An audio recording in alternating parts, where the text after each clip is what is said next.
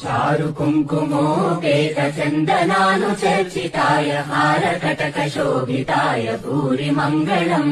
विमलरूपाय विविध वेदान्त वेद्याय सुजनचित्तकामिताय सुभगमङ्गलम्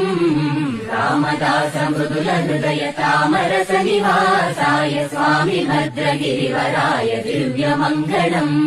चारु कुङ्कुमोपेत चन्दनानुचर्चिताय चारु कुङ्कुमोपेत चन्दनानुचर्चिताय हारकटकशोभिताय भूरि मङ्गलम् विमलरूपाय विविध वेदान्त वेद्याय सुजनचित्तकामिताय सुभगमङ्गलम् रामदास मृदुल हृदय तामरस निवासाय स्वामि भद्रगिरिवराय दिव्यमङ्गलम्